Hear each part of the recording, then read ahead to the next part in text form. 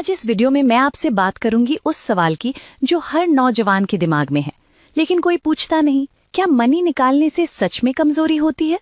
कितनी उम्र में कितनी बार ये सब सेफ है? और सबसे जरूरी, अगर आप बार बार कर रहे हैं तो आपके शरीर के साथ क्या हो रहा है? सच बताऊं, ये टॉपिक इतना सेंसिटिव है कि लोग इस पर खुलकर बात नहीं करते। लड़के शर्म से पूछ नहीं पाते, पेरेंट्स बताना नहीं चाहते, दोस्तों से पूछो तो वो भी कंफ्यूजन में हैं, और इसी वजह से लाखों नौजवान गलत इन्फॉर्मेशन के साथ जी रहे हैं। कोई कहता है कि रोज करो, कोई फायदा नहीं, कोई कहता है कि बिल्कुल मत करो, बहुत नुकसान है। आखिर सच क्या है? आपको मेडिकल साइंस की रोशनी में बिना किसी शर्म या झिझक के सब कुछ बताऊंगी। लेकिन इससे पहले मैं आपसे कुछ सवाल पूछती हूँ। क्या आपको लगता है कि आप पहले से ज्यादा थका हुआ महसूस करते हैं? क्या सुबह उठते ही ऐसा लगता है जैसे रात भर सोए ही नहीं? क्या आपकी कंसंट्रेशन कम हो गई है? पढ़ाई में मन नहीं लगता? काम में फोकस नहीं आता?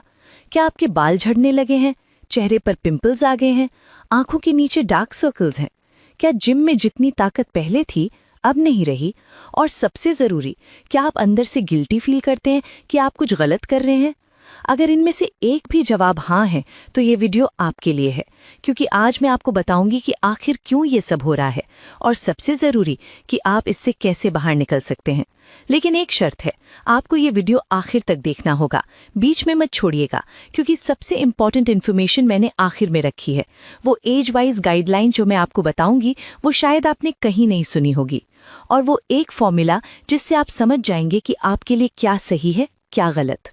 तो चलिए शुरू करते हैं, और सबसे पहले समझते हैं कि ये मनी या सीमन होता क्या है। देखिए, मनी या सीमन ये कोई गंदी चीज नहीं है, ये आपकी शरीर की सबसे कॉम्प्लेक्स, सबसे वैल्यूएबल क्रिएशन है।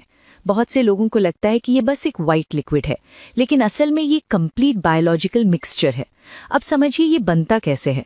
आपके शरीर में टेस्टिकल्स यानी अंडकोश होते हैं, यहाँ स्पर्म सेल्स बनते हैं, लेकिन सिर्फ स्पर्म से सीमन नहीं बनता। इसमें प्रोस्टेट ग्लैंड से एंजाइम्स आते हैं, सेमिनल वेसिकल्स से फ्रक्टोज आता है जो स्पर्म को एनर्जी देता है। इसमें विटामिन सी है, कैल्शियम है, मैग्नीशियम है, फॉस्फोरस है, जिंक है। यानी जब आप सीमन निकालते हैं तो आप सिर्फ लिक्विड नहीं निकाल रहे, आप अपने शरीर के प्रेशियस न्यूट्रिएंट्स, मिनरल्स, विटामिन्स का एक कॉन्सेंट्रेटेड डोज बाहर फेंक रहे हैं। अब सोचिए, अगर ये बार बार हो तो क्या होगा? अब आता है असली सवाल, कमजोरी होती है या नहीं? सच बताओ, ये डिपेंड करता है फ्रीक्वेंसी पर, उम्र पर, आपकी डाइट पर, आपकी लाइफस्टाइल पर। अगर आप ओकेजनली महीने में 2-3 बार कर रहे हैं और आपकी डाइट अच्छी है तो कोई प्रॉब्लम नहीं, लेकिन अगर आप डेली कर रहे हैं, कभी कभी तो दिन में 2-3 बार, तो फिर प्रॉब्लम शुरू होती है। क्यों? क्योंकि आपका शरीर इतनी तेजी से उन न्यूट्रिएंट्स को रिप्लेस नहीं कर पाता। जिंक की कमी हो जाती है जो टेस्टोस्टेरॉन बनाने के लिए जरूरी है, विटामिन बी कॉम्प्लेक्स की कमी हो जाती है जो एनर्जी के लिए जरूरी है, प्रोटीन की कमी हो जाती है जो मसल्स के लिए जरूरी है, और धीरे धीरे आप कमजोर होने लगते हैं। लेकिन यहाँ एक बात और है जो बहुत कम लोग जानते हैं।